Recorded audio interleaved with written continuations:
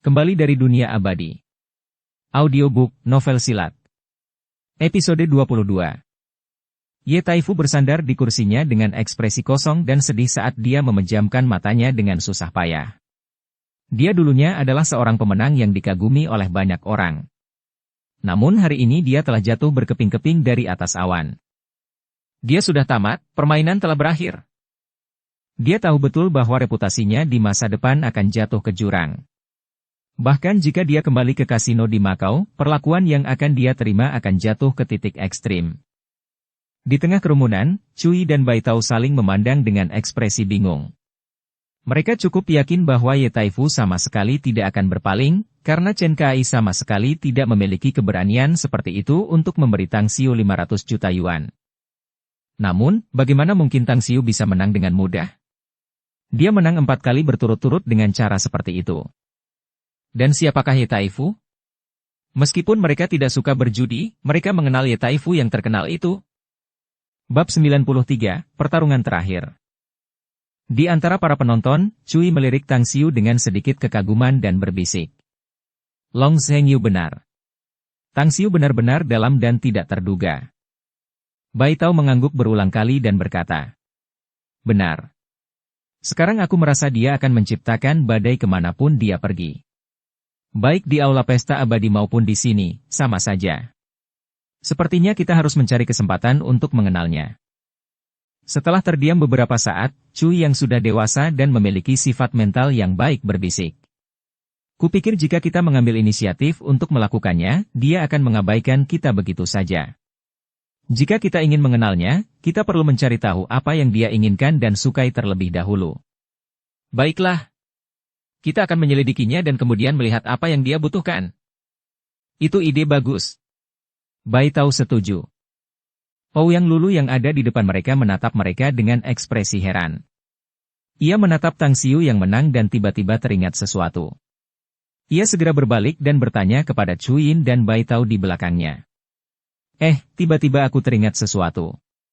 Bukankah kalian pernah bercerita tentang seorang pemuda bernama Tang Xiu? Namanya dan penjudi dalam permainan ini sama." Bai Tao tersenyum. "Bahkan lebih dari itu. Mereka hanyalah orang yang sama." "Katakan apa?" Ouyang Lulu tercengang. Dia tidak pernah menyangka bahwa Tang Xiu di depannya saat ini adalah pemuda yang dipuji oleh Bai Tao dan Cui. Pemuda yang mampu membuat manajer profesional terkenal Kang Xia datang langsung ke Star City dari Beijing, dan orang yang sama yang dikagumi Long Zhengyu. Tapi, siapakah dia? Bagaimana dia bisa sehebat ini?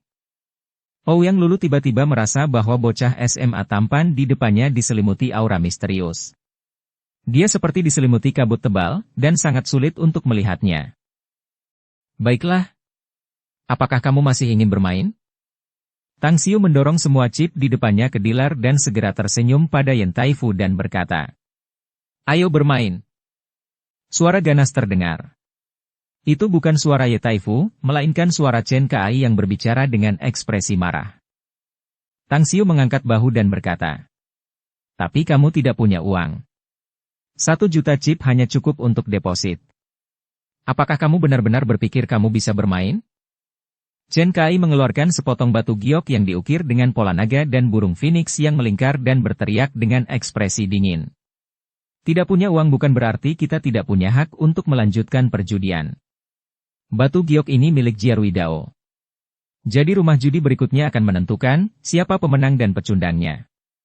Jika kamu kalah, semua chip di depanmu adalah milikku, tetapi jika kamu menang, liontin batu giok ini milikmu." Dengan kepekaannya, Tang Xiu menyadari bahwa nafas Jiarui Dao menjadi lebih cepat saat Chen Kai mengeluarkan batu giok sebagai taruhan, karena harapan dapat terlihat dari matanya. "Apa keputusanmu?" Tang Xiu menatap Jiarui Dao dan bertanya. Pertarungan terjadi di dalam tubuh Jiarui Dao cukup lama sebelum akhirnya dia menggertakkan giginya dan berbicara dengan susah payah. "Lakukanlah." Tang Xiu mengangguk sambil menatap Chen Kai dan berkata, "Kalau begitu, aku akan menemanimu bermain lagi.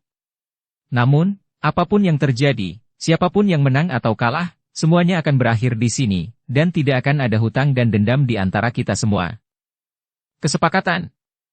Chen Kai dengan senang hati menurutinya karena dia tahu latar belakang Tang Xiu yang luar biasa, apalagi dia juga seorang kultivator.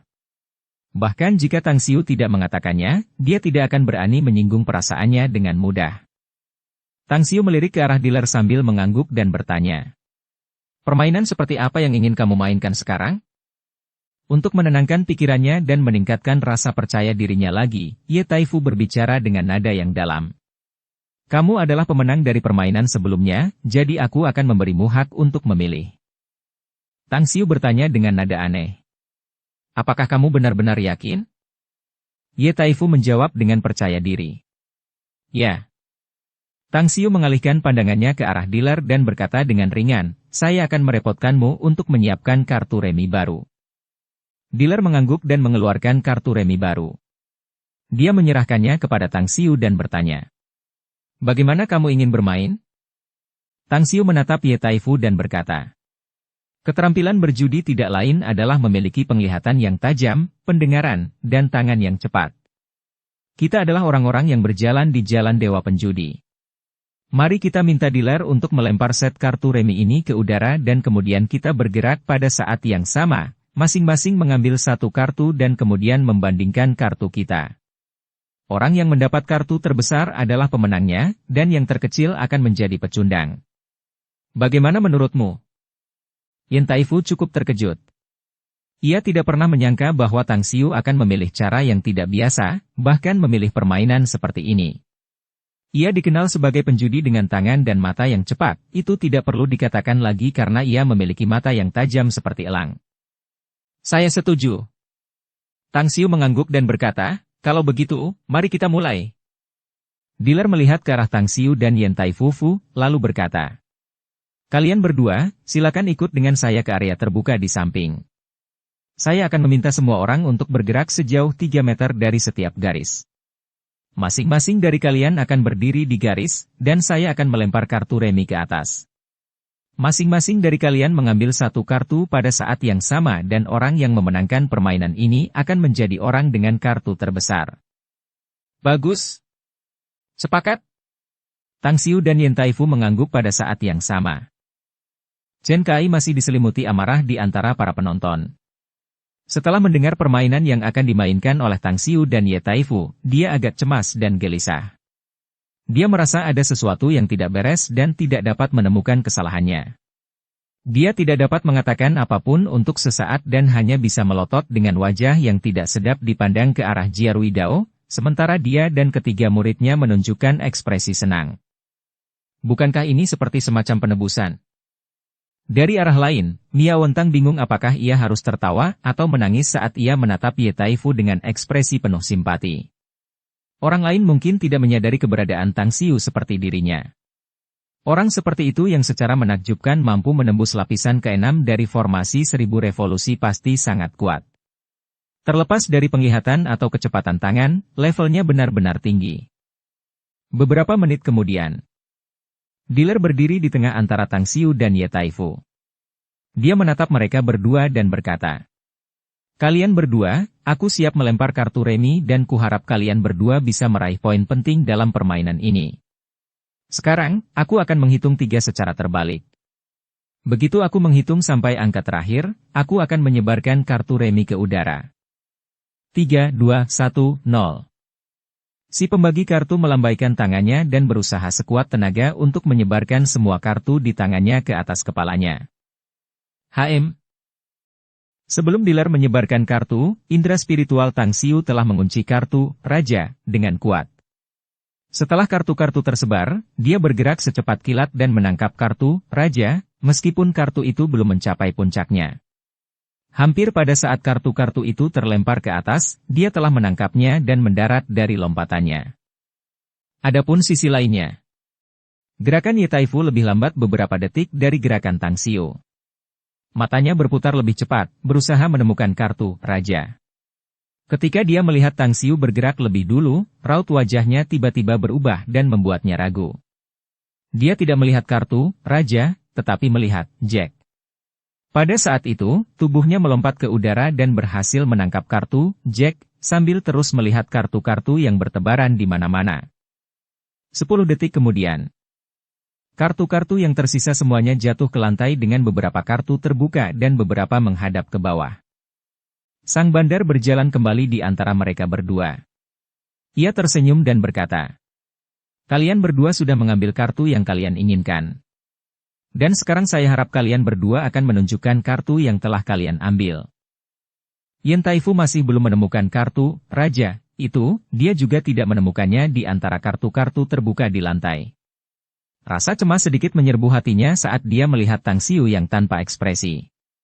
Dia diam-diam berdoa dalam hati dan berharap agar Tang Xiu tidak mengambil kartu raja. Kalau tidak, dia benar-benar akan mengalami kekalahan telak. Mendongkrak. Raja. Mereka berdua menunjukkan kartu di tangan mereka secara bersamaan. Dalam sepersekian detik ini, hati Ye Taifu seakan-akan telah jatuh ke dalam gua es, tubuhnya menjadi kaku seperti batu.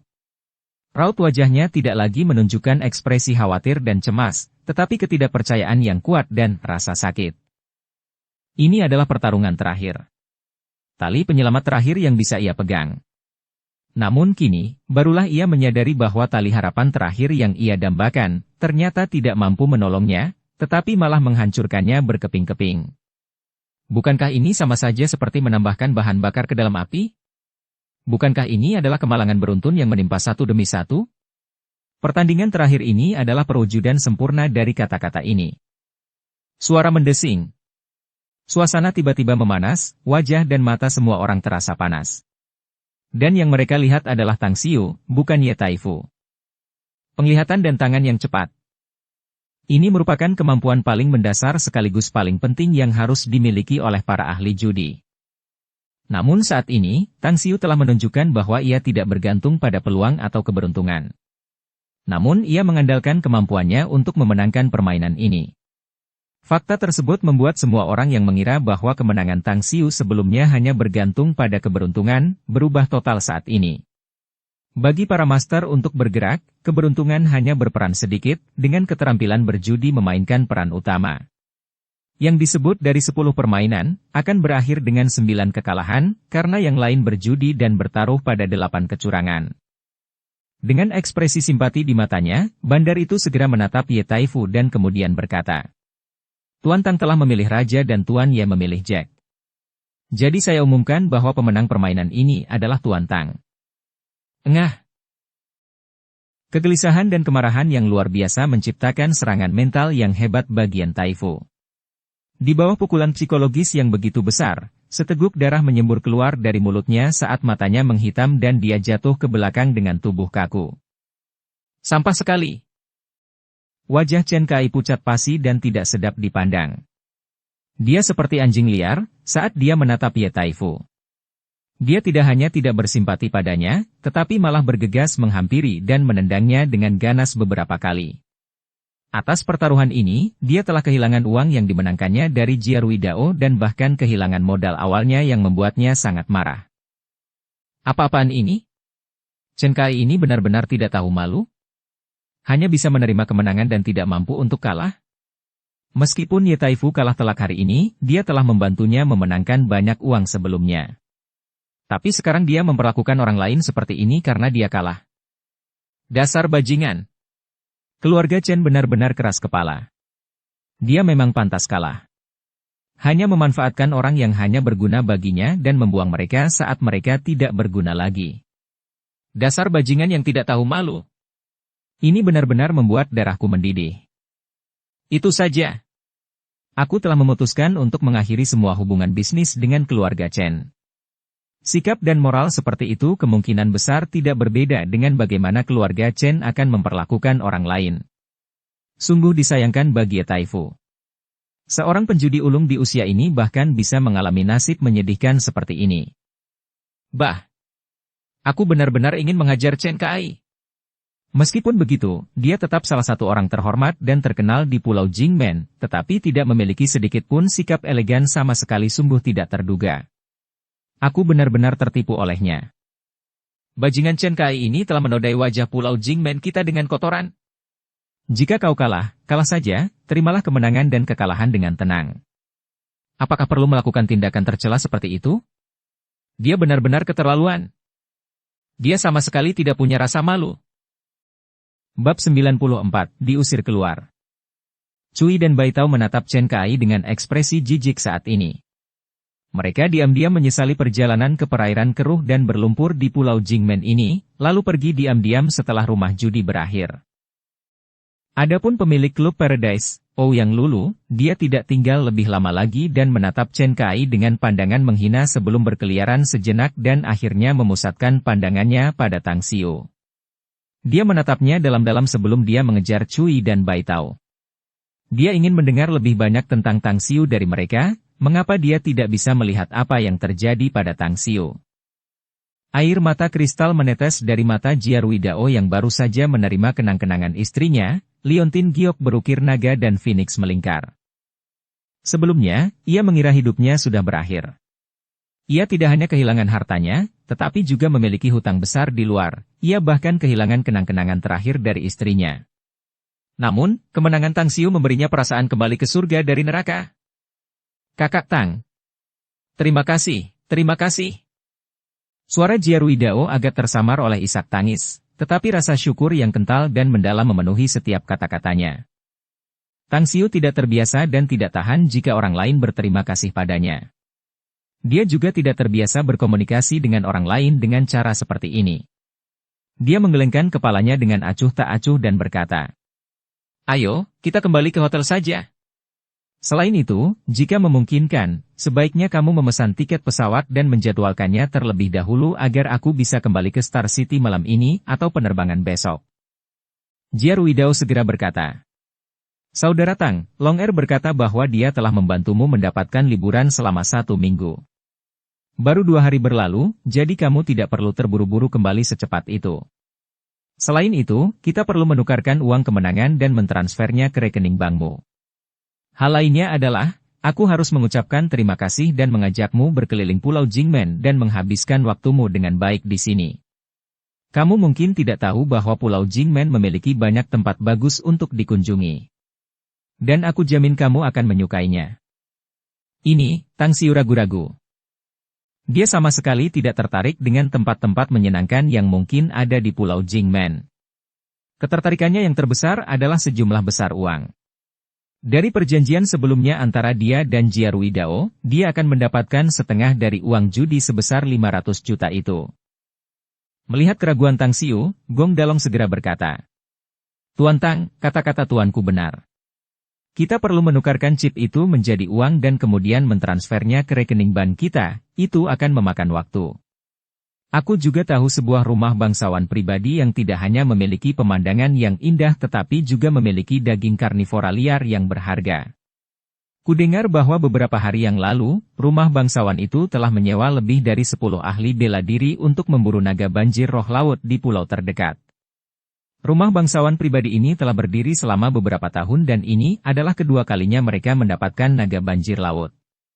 Pertama kali mereka mendapatkannya, kudengar dari banyak orang yang telah memakan daging naga banjir laut bahwa dagingnya sangat lezat. Naga banjir roh laut sudah cukup." Mata Tang Xiu berbinar ketika jantungnya berdebar kencang karena kegembiraan. Dia sangat membutuhkan berbagai bagian dari binatang buas untuk kultivasinya seperti kulit, daging dan darah, tulang, cakar tajam dan banyak hal lainnya.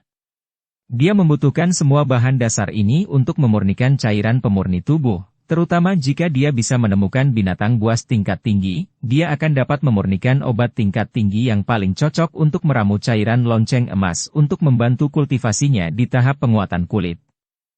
"Villa apa itu?" tanya Tang Xiu. Gong Dalong menjawab sambil tersenyum. "Rumah tepi pantai selat." Tang Xiu bertanya lagi, "Kapan kita bisa pergi?" Gong Dalong segera berkata, "Jika kamu masih punya waktu, kita akan menunggu kapal ini berlabuh besok dan kemudian kita bisa segera pergi ke sana." Tang Xiu mengangguk dan berkata, "Baiklah, aku akan tinggal di Pulau Jingmen selama 2 hari lagi. Namun, aku butuh istirahat yang cukup di kabin penumpang dan aku tidak ingin ada yang menggangguku." Dengan sopan, Gong Dalong menjawab, "Anda dapat yakin bahwa kami tidak akan pernah membiarkan siapapun mengganggu Anda.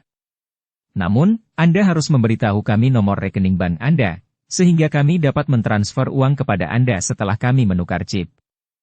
"Baiklah." Tang Xiu mengirimkan nomor rekening banknya kepada Gong Dalong melalui perangkat selulernya, lalu meninggalkan ruang pribadi VIP di bawah tatapan banyak orang. Namun, dia tidak kembali ke kamarnya dan malah menuju ke area tamu di dek belakang. Menatap ke kejauhan laut yang ganas dengan ombak tinggi yang mengepul, sambil merasakan angin sepoi-sepoi, dia tiba-tiba merasakan kenyamanan secara spontan. Dia selalu sibuk akhir-akhir ini. Begitu banyak hal terjadi dan dia harus berlarian ke sana kemari dan jarang berdiam diri sambil memikirkan langkah selanjutnya. Terlebih lagi, seolah-olah ada sepasang tangan tak kasat mata yang memeganginya dan menyeretnya ke depan tanpa henti. Dia tidak menyukai perasaan seperti ini karena tidak memiliki kendali atas banyak hal. Jika aku bisa kembali ke puncak, aku akan mengubah hukum surgawi yang menyebalkan ini di dunia ini. Sorotan cahaya membawa hawa dingin melintas dalam mata Tang Xiu saat dia merasakan sedikit ketidakberdayaan dalam hatinya. Tempat ini sepi dan sangat sunyi. Sebuah suara bernada jelas tiba-tiba terdengar di belakang Tang Xiu. Tang Xiu menoleh dan mendapati pemilik klub Paradise, Ouyang Lulu. Dilihat dari penampilannya, dia tampak hanya beberapa tahun lebih tua darinya dengan penampilan anggun dan penuh senyum. Tang Xiu menjawab dengan ekspresi acuh tak acuh. Tempat ini memang sangat bagus. Ouyang Lulu mengamati Tang Xiu dan berkata sambil tersenyum. Selamat karena memenangkan rumah judi. Tang Xiu menggelengkan kepalanya dan tidak berbicara lagi. Dia tidak ingin diganggu oleh siapapun saat ini, tetapi Ouyang Lulu sekarang datang ke sini dan itu membuatnya frustrasi. Jika bukan karena identitas Ouyang Lulu, dia bisa langsung mengusirnya. Apakah kamu merasa terganggu dan tidak ingin aku ada di sini? Ouyang Lulu adalah orang yang sensitif dan dia sangat menyadari sikap Tang Xiu dan langsung bertanya. Tang Xiu berkata dengan acuh tak acuh. Aku hanya ingin sendiri dan menikmati waktu tenang. Ouyang Lulu merasa sangat kesal dan marah. Dia telah bertemu dengan banyak pria sejak dia masih kecil dan mereka jatuh cinta padanya, gelombang demi gelombang. Bahkan mereka yang berpura-pura menolaknya, tetapi sebenarnya ingin menjadi orang yang bisa menjadi pria di hatinya. Namun, apa yang dia rasakan dari Tang Xiu benar-benar membuatnya jijik, dan bahwa dia benar-benar tidak diinginkan di sini dan itu sama saja dengan tidak tertarik padanya. Hei, apakah kamu masih seorang pria? Di bawah amarahnya, Ouyang Lulu dengan berani mengajukan pertanyaan ini. Namun, saat dia selesai berbicara, barulah dia menyadari bahwa dia telah kehilangan sopan santunnya dan diam-diam menyesalinya. Tang Xiu menatap Ouyang Lulu dengan tatapan dingin dan acuh tak acuh, lalu berkata dengan acuh tak acuh. Entah aku laki-laki atau bukan, apakah kau benar-benar ingin mencobanya? Aku tidak keberatan untuk one night stand denganmu. Anda. Ouyang Lulu sangat marah saat melihat ekspresi dingin dan acuh tak acuh di wajah Tang Xiu. Dia hampir mengangkat kakinya untuk menendang wajah Tang Xiu dengan keras. Namun, dia tahu tentang kecakapan bertarungnya saat dia menarik napas dalam-dalam dan berbalik. Beberapa jam kemudian, setelah kembali ke kamarnya, ada SMS yang masuk dan 250 juta telah ditransfer ke rekening banknya. Jiar Widao dan ketiga muridnya tampaknya benar-benar terikat pada janji mereka. Tidak ada sedikit pun riak di hati Tang Xiu karena jumlah uang yang sangat besar ini. Kekayaan hanyalah alat untuk membantu kultivasinya. Jika bukan karena dia membutuhkan uang untuk membeli banyak barang untuk kultivasinya, dia akan mengabaikan kekayaan dan uang, bahkan jika ada gunung emas dan perak, itu tidak akan pernah bisa membuatnya peduli dan meliriknya. Di Paradise Club, di dalam kantor manajer umum, Ouyang Lulu duduk di kursi bos dengan ekspresi marah karena pecahan gelas terlihat di bawah kakinya karena dia memecahkan cangkir tehnya. Dia tidak pernah bermimpi bahwa Tang Xiu akan mengabaikannya begitu saja. Dia ingin sekali mendekatinya dan mencoba mengenalnya setelah membuntuti Tang Xiu dari video pengawasan. Dan dia bahkan memikirkan hal yang menjijikkan seperti itu meskipun dia masih sangat muda. Pria memang bajingan. Kita baru akan benar-benar tahu sifat asli seseorang setelah mengenalnya dalam waktu yang lama. Bisik Ouyang Lulu dalam hati. Ketuk, ketuk, ketuk. Pintunya diketuk. Datang. Ouyang Lulu segera menyesuaikan suasana hatinya yang meragukan dan berbicara. Pintu didorong terbuka saat Cui dan Bai Tao masuk ke kantor sambil tersenyum. Mereka duduk santai di sofa di sudut kantor dan melihat Ouyang Lulu secara pribadi menyajikan dan menuangkan teh untuk mereka. Kemudian, Bai Tao bertanya. Teman sekelas, kamu sudah mengalaminya sendiri hari ini, bukan? Kami memang memberitahu kamu bahwa Tang Xiu sangat tidak terduga dan dalam. Tapi tetap saja, kami tidak pernah menyangka bahwa dia akan memenangkan rumah judi hari ini dengan mudah. Ouyang Lulu menjawab dengan enteng dari samping sambil menyajikan teh. Dia memang punya sedikit kemampuan, tapi dia orang yang terlalu sombong. Aku tidak menyukainya. Cui menyeringai dan berkata. Hehe, aku memang bilang Lulu adalah tipe wanita cantik bertubuh besar. Tidak apa-apa jika kau tidak menyukainya, tapi menurutku ada banyak wanita yang menyukainya.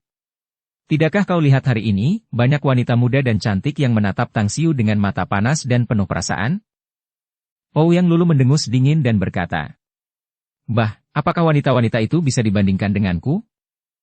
Cui menatap kosong sejenak sebelum tanpa sadar tertawa dan berkata. Benar, jika kamu seperti bunga segar, maka mereka dapat dianggap sebagai rumput ekor rubah hijau dan tidak mungkin bagimu untuk dibandingkan. Namun, dilihat dari nada bicaramu, seolah-olah kamu telah bertemu sendirian dengan Tang Xiu, ya? Ouyang Lulu menjawab dengan cepat. Benar sekali, aku pernah bertemu dengannya. Namun, aku hanya menganggapnya bajingan. Aku tahu pria tidak tahu malu, tetapi bajingan tidak tahu malu seperti Tang Xiu sangat jarang ditemukan. Cui dan Bai Tao saling berpandangan sementara ketertarikan yang kuat tiba-tiba muncul di hati mereka. Kawan lama, apa yang dilakukan Tang Xiu padamu? Bai Tao bertanya dengan rasa ingin tahu. Ya. Aku tahu bahwa Tang Xiu sangat berani, jadi kejahatan macam apa yang telah dilakukan Tang Xiu kepadamu? Cui juga bertanya dengan cepat.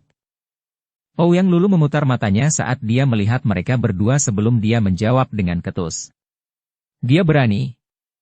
Setelah itu, dia menceritakan semua proses pertemuannya dengan Tang Xiu dari awal hingga akhir dan kemudian mengakhirinya dengan kata-kata terakhirnya dengan nada marah dan gelisah. Sekarang katakan padaku, apakah dia masih seorang pria?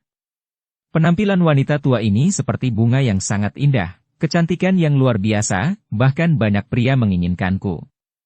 Tetapi Tang Xiu dengan terang-terangan mengabaikan wanita tua ini dan itu terlalu keterlaluan. Jika wanita tua ini memiliki sedikit kecakapan dalam seni bela diri, aku bisa memberinya pelajaran yang sulit dilupakan. Jangan. Bai Tao segera menyela. Cui juga berkata cepat. Kawan lama, kukatakan padamu, lupakan saja soal memberi pelajaran pada Tang Xiu dalam pikiranmu. Dan abaikan saja, sungguh. Kau tidak tahu bahwa Tang Xiu jauh lebih kuat dari yang dapat kau bayangkan. Melihat reaksi panik dari mereka berdua, Ouyang Lulu merasa heran dan kemudian berkata. Hah? Apa yang terjadi pada kalian berdua? Bahkan jika Tang Xiu sangat kuat, tetapi dia hanya memiliki 2 lengan dan kaki, tidak mungkin dia memiliki kekuatan super dan memiliki 3 kepala dan 6 lengan, benar kan? Cui tersenyum paksa dan berkata. Tang Xiu itu jauh lebih kuat daripada manusia super dengan 3 kepala dan 6 lengan. Kamu adalah bos lokal Pulau Jingmen, jadi kamu seharusnya sudah mendengar tentang Aula Pesta Abadi, kan? Tentu saja aku tahu. Aku bahkan pernah melihat bos kecil di Aula Pesta Abadi itu. Aku bahkan makan, minum, dan mengobrol dengannya sepanjang hari. Tapi, apa yang ingin kau katakan padaku dengan semua hal ini, kata Ouyang Lulu. Dukung channel Novel Silat dengan subscribe, follow, like, komen dan share. Bab 95, Kejutan Tak Terduga. Cui menatap Ouyang Lulu dalam-dalam sambil berbicara dengan nada yang dalam. Teman lama, kekuatan keluarga Ouyang Wu di Pulau Jingmen seharusnya berada di peringkat sebagai salah satu yang terbaik dan jaringan intelijenmu juga tak tertandingi di sini. Jadi, kamu seharusnya mendengar kejadian di Aula Pesta Abadi tadi malam, ya? Ouyang Lulu terkejut dan berkata. Tentu saja. Tapi katakan padaku apa artinya ini? Cui berkata. Tadi malam, 3 orang ahli menantang formasi 1000 revolusi di Aula Pesta Abadi, dan salah satunya adalah Tang Xiu, dan dialah yang secara menakjubkan berhasil menembus lapisan ke-6 formasi 1000 revolusi. Apa? Ouyang Lulu tiba-tiba berdiri saat cangkir teh yang setengah kosong di tangannya jatuh dari udara, memercikkan air teh dan daunnya. Dia memiliki hubungan yang cukup dekat dengan Gu Xiaosui, bos kecil Aula Pesta Abadi Pulau Jingmen. Dia telah berteman dengannya selama hampir 1 dekade. Meskipun hubungan mereka tidak sedekat teman dekat, mereka saling mengenal dengan sangat baik. Ouyang Lulu tahu tentang formasi 1000 revolusi dan menyadari bahwa hanya sedikit kultivator yang cakap dan kuat yang mampu menantang formasi tersebut. Jika itu adalah orang biasa, kemungkinan mereka bisa mati di sana sangat tinggi. Kultivator? Tang Xiu adalah seorang kultivator? Berita itu mengejutkan Ouyang Lulu dan membuatnya terkejut. Namun, yang pasti, itu bukan karena identitas Tang Xiu sebagai seorang kultivator, tetapi lebih karena ia telah menembus lapisan ke-6 dari formasi 1000 revolusi. Itu adalah lapisan ke-6, kekuatan mengerikan macam apa yang harus dimiliki seseorang untuk menembusnya. Faktanya adalah bahwa formasi 1000 revolusi telah digunakan selama lebih dari 1 dekade namun tak seorang pun mampu menembus lantai ke-6. Cui menatap Ouyang Lulu yang terkejut dan berkata sambil tersenyum. Kawan lama, sekarang kau seharusnya mengerti mengapa aku menghentikanmu, kan? Aku tidak bisa melihat apa yang dilakukan orang ini, tetapi aku bisa yakin akan satu hal, bahwa dia sangat kuat sampai-sampai keterlaluan dan bisa membuat darahmu mendidih. Jadi jangan memprovokasi dia. Orang seperti dia hanya bisa menjadi teman dan tidak akan pernah menjadi musuh. Bibir merah sensual Ouyang Lulu bergerak beberapa kali sebelum akhirnya dia tersenyum paksa tanpa daya. Apa yang kau katakan itu benar. Jika aku menyinggung ahli seperti ini, apalagi diriku sendiri, bahkan seluruh keluargaku tidak akan mampu menghadapinya. Lebih dari 20 tahun yang lalu, sebuah keluarga besar di Tiongkok Barat Laut telah menyinggung seorang guru yang menakutkan dan menyebabkan seluruh keluarga mereka terbunuh dalam semalam dan tidak ada satupun dari garis keturunan mereka yang tersisa. Cui tercengang dan berkata, "Kau bahkan tahu tentang masalah ini? Bukankah masalah ini telah ditutup-tutupi oleh Bapak Baptis negara agar tidak membocorkannya ke publik?" Ouyang Lulu berbisik. Paman buyutku adalah orang yang bertanggung jawab menangani masalah ini saat itu. Paman buyutmu adalah ayah baptis? Cui dan Bai Tao berseru serempak. Ouyang Lulu melambaikan tangan dan berkata, apa yang kau bicarakan? Apa nama marga ayah baptis dan nama marga kita? Maksudku, ayah baptis mengirim paman buyutku untuk mengurus pemakaman. Ah, jadi begitulah yang terjadi. Cui dan Bai Tao langsung mengerti. Ouyang Lulu kemudian berkata, tetapi yang benar-benar tidak ku mengerti adalah, bagaimana Jiarui Dao bisa mengenal orang sekuat itu?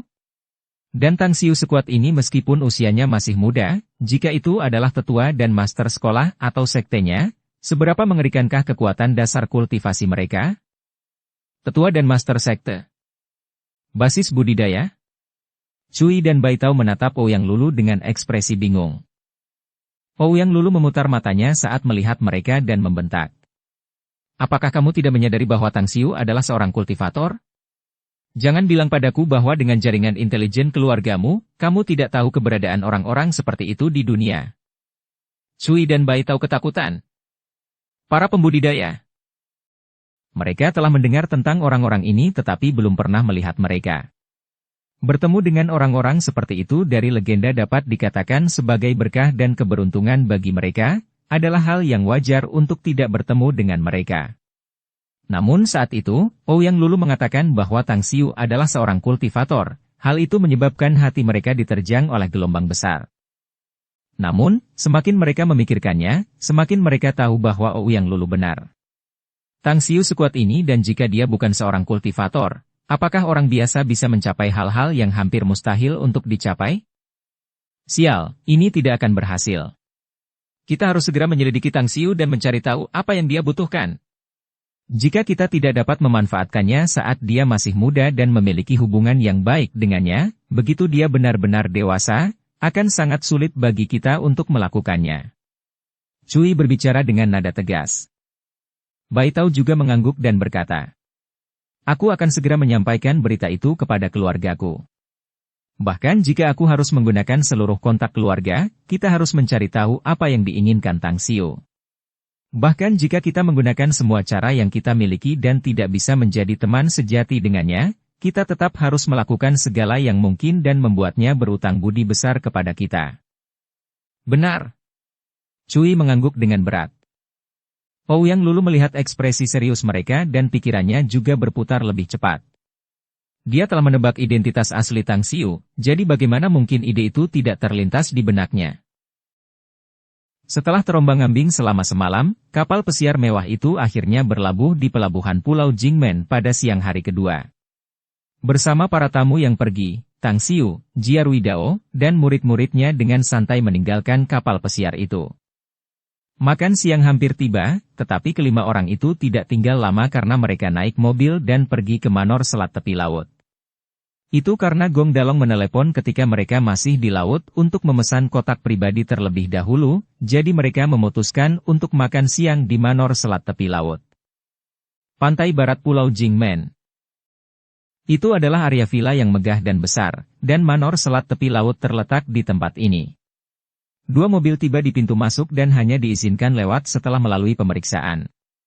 Hal yang membuat Tang Xiu terkejut adalah ada banyak petugas keamanan di tempat ini, berpatroli di mana-mana. Masing-masing dari mereka sangat kuat dan memiliki langkah kaki yang sangat mantap, menandakan bahwa mereka jelas seniman bela diri yang terampil. Apa asal-usul Manor Selat Tepi Laut ini? Tang Xiu duduk di kursi belakang sambil bertanya dan menatap Jia Ruidao yang duduk di kursi penumpang. Jia Ruidao berkata, "Saya juga tidak tahu asal-usul mereka secara spesifik. Namun, saya tahu bahwa tuan rumah di sisi laut, street ini berasal dari Beijing dan telah berada di sini untuk urusan bisnis selama lebih dari 20 tahun, tempat ini memiliki kekuatan dan pengaruh yang kuat. Namun dalam beberapa tahun terakhir, karena tuan rumah sudah sangat tua dan kesehatannya memburuk, orang yang mengelola rumah ini sekarang adalah putranya, Tang Dong." Tang Xiu mengangguk sambil berbicara dengan penuh minat. Aku benar-benar ingin bertemu dengan tuan dari Manor ini untuk membicarakan beberapa topik, mungkin kita punya kesamaan. Jia Ruidao tertawa terbahak-bahak dan kemudian berkata, "Saudara Tang, bertemu dengan tuan rumah ini mungkin cukup sulit. Saya tidak tahu berapa banyak pejabat tinggi di Pulau Jingmen yang ingin berkunjung tetapi tidak bisa datang. Saya pernah mendengar bahwa bahkan beberapa pejabat tinggi pemerintah harus membuat janji terlebih dahulu selama setengah bulan sebelum mereka bisa mendapatkan kesempatan bertemu selama setengah jam. Mereka begitu sombong?" Tang Xiu bertanya dengan heran. Jia Ruidao menjawab sambil tersenyum. "Bukan berarti mereka sombong, tetapi karena mereka benar-benar memiliki latar belakang yang besar, sehingga mereka menunjukkan modal mereka yang kuat. Sebenarnya, saya bisa menebak asal-usul mereka, tetapi saya tidak 100% yakin tentang keandalannya." Tang Xiu berkata, "Katakan padaku tebakanmu." Jia Ruidao berkata, "Mereka bermarga Tang. Dan satu-satunya keluarga besar yang bermarga Tang adalah keluarga Tang dari Beijing." Tang Xiu berkata, "Apakah keluarga terhormat dari Beijing ini benar-benar sekuat itu?" Jia Ruidao menjawab tanpa ragu, "Ya. Mereka sangat kuat sampai-sampai bisa disebut menakutkan. Menurutku, hanya ada 5 keluarga di seluruh negeri yang bisa dibandingkan dengan kekuatan dan pengaruh keluarga Tang. Coba pikirkan. Di antara 145 juta keluarga di seluruh negeri, hanya 5 keluarga yang memiliki kekuatan dan pengaruh yang setara dengan keluarga Tang, jadi bisa dibayangkan betapa kuatnya mereka." "Ya, memang sangat kuat." Tang Xiu mengangguk dan berkata. Setelah memasuki bagian dalam manor, kedua mobil itu berhenti di dalam sebuah area parkir yang luas ketika 4 lelaki setengah baya berbadan besar berpakaian jas dengan cepat melangkah dan menyambut mereka, dengan cepat membukakan pintu mobil untuk semua orang. "Selamat datang." Seorang pria parubaya berkacamata telah menunggu di tempat ini dengan sinar cahaya terang yang sesekali bersinar dari matanya saat dia berkata sambil tersenyum. Jia Ruidao terkejut. "Ketua Hu? Bagaimana mungkin Anda secara pribadi?" Hu Xinyu tertawa. "Kudengar Grandmaster Jia telah kembali dengan kemenangan dari The Paradise Club, jadi wajar saja aku harus menyapa kalian. Selain itu, aku juga harus memberi penghormatan kepada Grandmaster Judi." Jia Ruidao berkata sambil tersenyum. "Ketua Hu, Anda benar-benar cepat tanggap terhadap berita. Ayo, izinkan saya memperkenalkan Anda kepada Saudara Tang. Dialah yang membantu saya memenangkan rumah judi. Saudara Tang, ini adalah manajer resepsionis berpengalaman di Manor Selat Tepi Laut ini, Hu Xinyu." Hu Xinyu mengamati Tang Xiu. Meskipun dia sudah menerima berita bahwa Tang Xiu masih muda, tetapi dia tidak pernah membayangkan bahwa dia masih muda sampai sejauh ini. Senyum cerah terungkap di wajahnya saat dia dengan cepat mengulurkan tangannya untuk berjabat tangan dan berkata, "Selamat datang Tuan Tang. Anda menghormati kami dengan kehadiran Anda. Tentang keanggunan Anda di kasino, itu telah disampaikan ke telingaku kemarin. Kalau saja Anda tidak berada di The Paradise Club dan masih di laut, aku bisa segera bergegas untuk belajar darimu." "Kamu terlalu sopan." Tang Xiu tidak pernah menyukai basa-basi sosial, tetapi tetap saja, dia mengulurkan tangan dan tidak bisa menampar orang yang tersenyum padanya. Karena orang lain menyapanya dengan penuh semangat, akan lebih baik jika dia memberikan muka kepada tuan rumah. Hu Xinyu berkata sambil tersenyum. "Tuan-tuan, silakan ikut dengan saya. Kotak pribadi dan makanan Anda sudah disiapkan, jadi Anda bisa segera menikmati makanan Anda." Tak lama kemudian, di bawah pimpinan Hu Xinyu, semua orang tiba di sebuah villa mewah yang dirancang dengan gaya Eropa sepenuhnya. Saat itulah Tang Xiu menyadari bahwa setiap villa di area istana ini digunakan untuk menjamu sekelompok tamu. "Silakan tunggu, saya akan memanggil dapur untuk segera menyajikan makanannya." "Tunggu sebentar." Tang Xiu menghentikan Hu Xinyu. "Tuan Tang, apakah Anda punya beberapa perintah?" tanya Hu Xinyu. Tang Xiu berkata, "Bisakah kau merekomendasikan kepada tuan tua dari Manor Selat Tepi Laut? Aku ingin bertemu dengannya." "Ini." Hu Xinyu ragu-ragu. Setelah beberapa saat, barulah ia berbicara dengan senyum masam dan dipaksakan. "Tuan Tang, tuan kami yang lama sudah tua, dan dalam beberapa tahun terakhir ia menghindari untuk memperhatikan urusan luar. Jadi, permintaan ini berada di luar kemampuan saya." Tang Xiu terdiam sejenak dan berkata, "Karena aku tidak bisa bertemu dengan guru lamamu, tetapi seharusnya tidak menjadi masalah untuk memperkenalkanku kepada orang yang bertanggung jawab, Tang Dong, ya? Aku punya beberapa pertanyaan yang ingin kutanyakan padanya." Hu Xinyu berkata, "Saya akan sampaikan permintaan Anda kepada bos kami. Jika dia bersedia menemui Anda akan mendengar kabar dari saya." "Terima kasih," kata Tang Xiu. Sebuah suara yang keras dan jelas tiba-tiba terdengar dari luar villa ketika sesosok tubuh muncul di pintu aula villa beberapa detik kemudian. Langit itu tidak terukur dan tidak dapat diprediksi. Biksu malang ini datang tanpa diundang dan berharap agar para pria memaafkannya. Bab 96, Rekan Kultivator. Yang datang adalah seorang pendeta Tao berpakaian jubah Tao, memancarkan aura seorang Tao abadi dengan rambut disisir sanggul, kemoceng di tangan, kaki di dalam sepatu awan, sementara ekspresi tersenyum samar terpancar di wajahnya yang kurus dan damai. "Anda?" Hu Xinyu adalah manajer penerimaan tamu di Manor. Ketika melihat seorang pendeta Tao tua datang tanpa diundang, dia langsung berdiri dan bertanya. Lagi pula, jika Jiarui Dao dan Tang Xiu tidak ingin bertemu dengan pendeta Tao tua ini, dialah yang bertanggung jawab untuk mengirim pendeta Tao tua ini keluar. Tatapan mata pendeta Tao tua itu dengan hati-hati menyapu semua orang sebelum matanya terpaku pada Tang Xiu. Dia kemudian berbicara sambil tersenyum. "Pendeta Tao tua ini berasal dari biara Jiang Xibei. Nama pendeta Tao saya adalah Dao Master Zi, dan diundang oleh seseorang untuk menjadi tamu di Pulau Jingmen.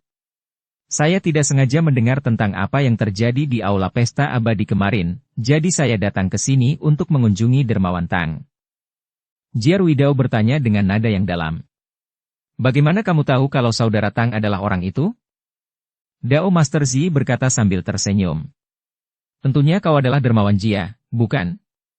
Hanya saja seseorang telah mengenalimu dan mengatakan bahwa kau dan Dermawan Tang telah bersama, jadi pendeta Tao yang malang ini menyimpulkan bahwa ini pasti Dermawan Tang." Tang Xiu mengangguk dan berkata, "Namaku Tang Xiu. Aku ingin tahu, apa yang bisa aku bantu?" Dao Master Zi menjawab sambil tersenyum. "Taois tua ini ingin mengundang Dermawan Tang untuk bekerja sama menantang dan menerobos masuk ke wilayah Laut Naga Jahat. Saya tidak tahu apakah Dermawan Tang berminat untuk bekerja sama dengan orang ini?" "Wilayah Laut Naga Jahat?" Tang Xiu belum pernah mendengar nama seperti itu dan langsung bertanya.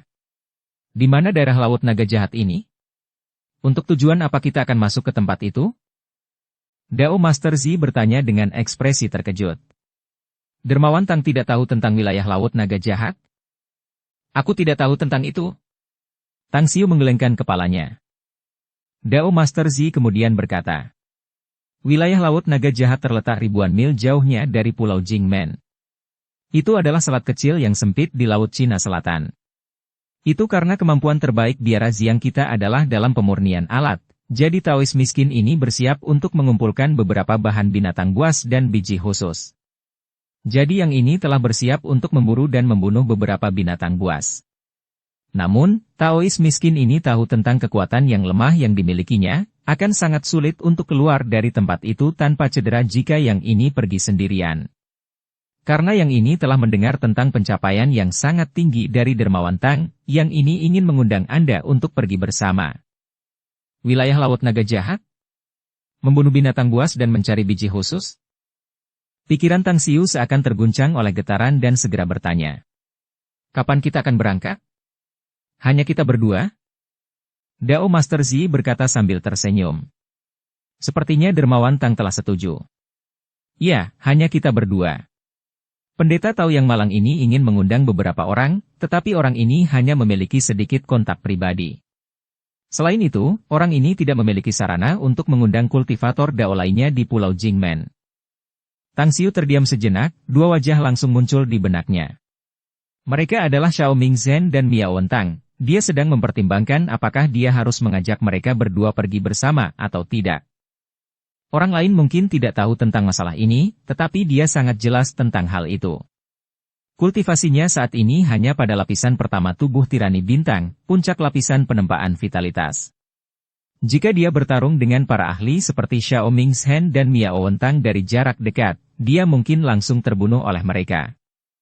Semakin banyak pembantu yang bisa mereka dapatkan, semakin besar kesempatan hidup yang mereka miliki. Tang Xiu segera mengambil keputusan dan berkata, karena Dao Master Zi tidak dapat mengundang orang lain, maka, aku akan mengundang 2 orang. Dan sejujurnya, aku juga membutuhkan bahan dari binatang buas. Mohon tunggu sampai aku mengundang mereka. Dan tentang hasil panen kita, bagaimana kalau kita bagi rata untuk kita berempat? Dao Master Zi sedikit ragu sebelum mengangguk dan berkata sambil tersenyum. Kalau begitu, pendeta Tao tua ini akan mengikuti kata-kata Dermawan Tang. Tang Xiu mengambil ponselnya dan mengeluarkan kartu nama Miao Wentang yang diberikannya, lalu menekan nomor teleponnya yang tertera di belakang kartu nama tersebut. Pada saat ini, Miao Wentang dan Xiao Mingzhen menginap di sebuah hotel bintang 5 sambil mengobrol tentang apa yang terjadi di Paradise Club. Xiao Mingzhen mendengarkan dengan saksama penuturan Miao Wentang yang gamblang sambil diam-diam menyesali tidak pergi ke sana untuk menyaksikannya. Kekalahan Ye Taifu bukan salahnya. Membandingkan penglihatan dan kecepatan dengan seseorang dari dunia kultivasi sama saja dengan mencari masalah. Namun, tindakan dan gaya Tang Xiu benar-benar tidak terduga. Seorang kultivator yang terhormat, tetapi dia bahkan pergi membantu seseorang di rumah judi. Sungguh pemuda yang menarik, kata Xiao Mingzhen sambil tertawa. Miao Wentang melanjutkan sambil tersenyum. Benar. Para kultivator selalu berkultivasi dan menempa pikiran dan jiwa mereka, dan dengan tekun meningkatkan kultivasi mereka. Ini adalah pertama kalinya saya bertemu seseorang dari dunia kultivasi yang berjudi. Namun, saya telah meminta maaf kepada Tang Xiu atas konflik kecil saya sebelumnya. Tetapi jika dia tidak memaafkan saya, maka saya tidak punya cara lain lagi. Xiao Mingzhen menggelengkan kepalanya dan berkata, menurutku tidak. Tang Xiu bukanlah tipe orang berpikiran sempit yang akan menyimpan dendam atas hal-hal kecil. Karena kamu sudah meminta maaf padanya, kurasa dia tidak akan mempermasalahkan hal itu. Aku sungguh berharap begitu, kata Miao Wentang sambil tersenyum paksa dan masam. Xiao Mingzhen tidak lagi menyinggung topik tentang Tang Xiu dan beralih ke topik lain. Saudara Miao, bisakah kamu mendapatkan tiket masuk untuk lelang Violet Redwood tahunan malam ini? Alasan sebenarnya aku bergegas ke Pulau Jingmen sebenarnya untuk 2 hal. Pertama adalah untuk menantang formasi 1000 revolusi, dan kedua adalah untuk berpartisipasi dalam lelang Violet Redwood. Miao Wentang menjawab sambil tersenyum. Sebenarnya, aku juga punya tujuan ini. Kemarin, beberapa teman dari lingkaran bisnis Pulau Jingmen memberiku beberapa tiket. Jadi kita bisa pergi bersama di malam hari. Namun, aku harus memberitahu kalian. Aku sudah menyiapkan cukup banyak uang sekarang untuk membeli beberapa barang yang aku butuhkan. Xiao Mingzhen tertawa pelan. Ah, aku tidak ingin mengikuti niat jahatmu dalam kompetisi. Namun, jika aku benar-benar membutuhkan sesuatu, aku akan berusaha sekuat tenaga. Selain itu, hanya ada beberapa hal yang berguna bagi para kultivator seperti kita dalam lelang Violet Redwood tahunan ini. Aku tahu. Mia Wontang mengangguk. Dering-dering-dering. Nada dering telepon seluler berbunyi dan mengganggu percakapan mereka. Mia Wontang mengeluarkan ponselnya dan menemukan bahwa ID penelepon dan nomornya tidak dikenal. Berdasarkan kebiasaannya sebelumnya, ia hanya ingin langsung menutup telepon. Namun, ketika wajah Tang Xiu tiba-tiba muncul di benaknya, ia segera mengubah pikirannya dan menekan tombol jawab, sambil berkata, Mia Wontang, siapa ini? Saya Tang Xiu. Suara Tang Xiu ditransmisikan melalui telepon. Pupil mata Mia Wontang mengecil saat ekspresi agak senang tiba-tiba terungkap di wajahnya saat dia dengan cepat bertanya. Tuan Tang, apakah Anda membutuhkan sesuatu yang memerlukan bantuan saya? Ya. Seseorang bernama Dao Master Zi mengundangku untuk berburu dan membunuh binatang buas di wilayah Laut Naga Jahat. Apakah kau tertarik untuk ikut dengan kami? Mia Wontang segera melirik mata Xiao Mingzhen dan berbicara dengan nada yang dalam. Saya tahu tentang Dao Master Zi dan telah berteman dengannya selama lebih dari 2 dekade. Saya ingin bergabung dengan Anda, tetapi bolehkah saya membawa orang lain? Xiao Mingzhen kebetulan ada di sini bersama saya saat ini. Tidak apa-apa, kata Tang Xiu. Mia Wontang kemudian bertanya. Kapan kita akan pergi keluar?